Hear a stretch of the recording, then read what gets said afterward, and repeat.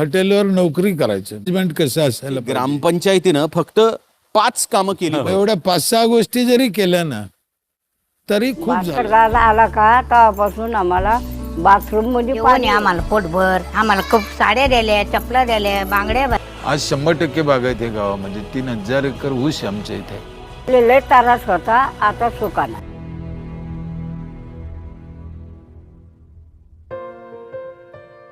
किती वर्ष लागली ह्या कायापालट व्हायला?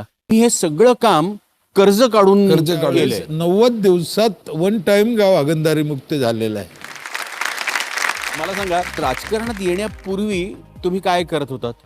थोडं शेती होती आई वडिलांची आणि हॉटेलवर नोकरी करायचं औरंगाबादला एसटी स्टँडवर. त्यावेळेची एखादी आठवण, काय कामी आलं? कोणीतरी सांगितलेलं, कोणीतरी शिकवलेलं? म्हणजे आमचे मालक होते हॉटेलचे, इथले होते ते मुंबईचे कावतकर म्हणून. त्यांनी खूपच शिकवलं. बचत करणं, माणसासंग बोलणं, मॅनेजमेंट कसं असायला पाहिजे, लोकाला चांगल्या गोष्टीची सवय कशी लावायला पाहिजे, व्यसन कसं लावायला पाहिजे, अशा खूप व्यसन कसं लावायला चांगल्या गोष्टीचं. बर बर. आणि तुमचं नेहमी असं म्हणणं असतं की ग्रामपंचायतीनं फक्त 5 कामं केली पाहिजेत. फक्त 5च? कोणती झालंय? कोणती? पिण्याचे पाणी, स्वच्छता साफसफाई 1, 2 झाडे लावणे, मुलांचे शिक्षण, हे 4 महत्वाचे आहे. बाकी इतर कामाला तर केले काय नाही केले काय ही समाजाला प्राथमिक गरज आहे. खरंय. आणि तो त्याच आशेने पाहतो यांच्याकडे. बाकी कोणी माझं लग्न करून द्या, मला कपडे घेऊन द्या असं कोणी म्हणत नाही. एवढ्या 5-6 गोष्टी जरी केल्या ना तरी खूप झालं असं मला वाटतं. तुम्ही तुमच्या मेहनतीनं हे एवढं सगळं घडवलं. तुमच्या कार्याची अजून थोडीशी ओळख आमच्या प्रेक्षकांना करून द्यायची आहे. आमच्या मंडळींनी तुमच्यावरती जो व्हिडिओ बनवलाय आपण बघूया का? बघूया. चालेल? हो. हां, चालेल.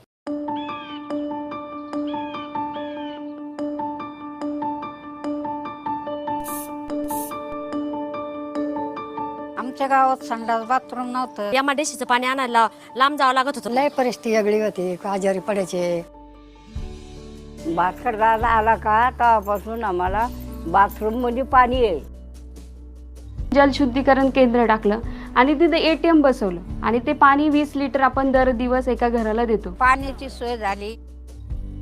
आम्हाला कचऱ्याला गाडी आहे, आम्हाला बादल्या द्याल्या, बादल्या भरून रोज ट्रॅक्टर आपल्या दारात येतं, रोज टाकीतो.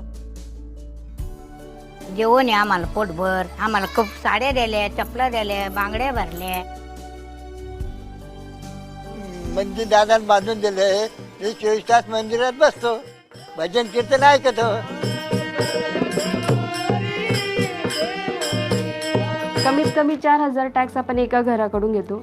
त्यामध्ये त्यांना वर्षभर दळण फ्रीमध्ये मिळतं. काही सर्टिफिकेट लागत असतील तर तेही टॅक्स भरल्याशिवाय मिळत नाही. शोलर बसवलेले जागी जागी, गरम पाणी भेटलं, सगळी सोय झाली आम्हाला. आपल्याला सुविधा मिळत असेल तर आपल्याला काय अडचण आहे टॅक्स भरायला? महिलांना सॅनिटरी नॅपकिन आपण दर महिन्याला फ्रीमध्ये देतो. पहिले सॅनिटरी नॅपकिन वापरायचो पण ते टाकण्यासाठी जागा वगैरे नव्हती. त्यासाठी अंगणवाडीमध्ये आपण ते डिस्पोजल मशीन बसवलेलं आहे. पूर्ण गावामध्ये 42 CCTV कॅमेरे आहे आणि त्याचा डिस्प्ले ग्रामपंचायत ऑफिसमध्ये दिसतो. 100% प्युअर ब्लॉक रस्तेच केलेले आहेत. 100% ड्रेनेज लाईन आहे. गावामध्ये जवळपास 15 ते 20 ठिकाणी बेसिन्स आहे हात धुण्यासाठी, थुकण्यासाठी. हे कोरोनात आता आला पण हे भास्करदादांनी 4 ते 5 वर्षापूर्वी चालू केलेलं आहे. आपण दरवर्षी जून महिन्यामध्ये झाडं वाटप करतो. कुठलंही विकास काम असेल तर लोकांचा 100% सहभाग असतो. पाणी आणि लाईट असल्यामुळे गाव सुजलाम सुफलाम बनायला फार मोठं योगदान लाभला. 10% पण बागायत नव्हतं गावामध्ये, बागायत शेती. आज 100% बागायत आहे गावामध्ये. 3000 एकर ऊस आहे आमच्या इथे. पहिले लय त्रास होता, आता सुखाना. पूर्ण महाराष्ट्रात आमच्या गावाचं नाव आहे. भास्कर पाटील सरांसारखे जर सरपंच प्रत्येक गावात असेल तर हे जे इथे स्वर्ग तयार झालाय असं प्रत्येक गावात ते स्वर्ग तयार होईल.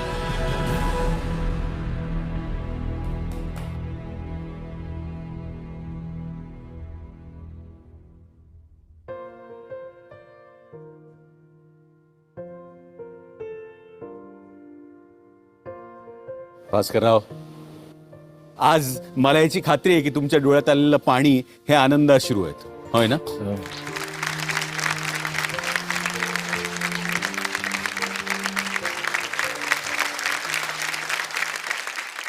जेव्हा सुरुवात झाली तेव्हा ह्या गावाची काय परिस्थिती होती? फारच वाईट होतं. अच्छा. सगळ्यात म्हणजे पिण्याचं पाणी अतिशय खराब होतं. जनावरांनी पिऊ नये इतकं बेकार पाणी. त्यामुळं आजाराचे प्रमाण खूप होते, खूपच. स्वच्छता काहीच माहित नाही. शौचालय मंदिराच्या आजूबाजूलाच बसायचे. किती वर्ष लागली ह्या कायापालट व्हायला? साधारण 22-23 वर्ष लागले. म्हणजे तसे 25 वर्ष गेले, पण पहिले 2, 2.5, 3 वर्ष मलाच कळायला लागले. काय आमच्या घरात कुणी असे राजकारणी किंवा मी काय खूप शिकलेला, अभ्यास केलेला, असं काही प्रकार नव्हता. अचानक आलेला आहे. त्यामुळे मलाही याच्यातले प्रॉब्लेम लक्षात यायला 2-3 वर्ष गेले. आणि मग असं लक्षात आलं की कितीही केलं तरी न संपणारं काम आहे. आणि त्यावेळेस पैसा नव्हता. खरंय. त्यावेळेस लोक पण पैशाला खूप जपायचे आणि शासन पण एवढा पैसा देत नव्हतं. आता दोन्ही झालं. लोकांकडे पण पैसा आहे, शासन पण खूप पैसा देतं आणि सुविधा विज्ञान झालं आता. त्यावेळेस असं काही नव्हतं. म्हणून त्यावेळेस काम करताना खूप अडचणी यायच्या, आता येत नाही. ग्रामस्वच्छतेसाठी R.R. पाटील यांनी स्पर्धा सुरू केल्या. बरोबर. 2002 सरकार, होय, तर सरकार शौचालयासाठी मदत करायला लागलं. हो. पण तुम्ही हे सगळं काम कर्ज काढून केलंय. हो.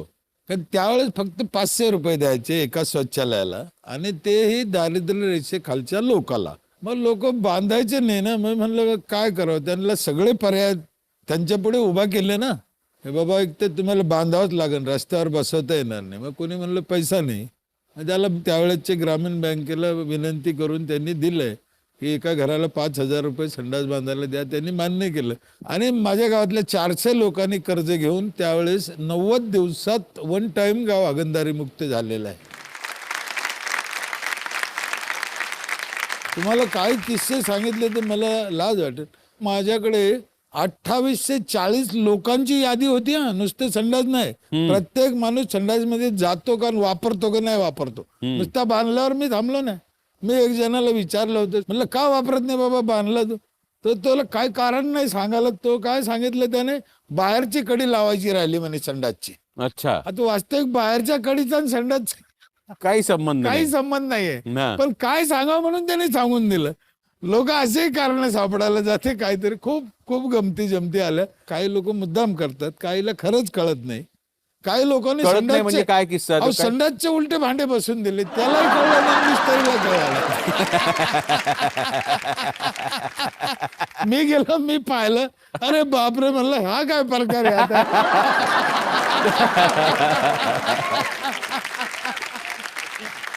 हे त्यांचं अज्ञान असं म्हणता येणार नाही. म्हणता त्यांना अनुभवच नाही. नाही. आमच्याकडे एक बाई आहे, तिला नवरा नाही, मुलगा नाही, शेती नाही, घर पण नाही, झोपडीत राहते. तिने संडास बांधला होता. घ्या. मग ते संडासला कुलूप लावून ती चावी कमराला घेऊन फिरायची. घराला कुलूप नाही, संडासला कुलूप.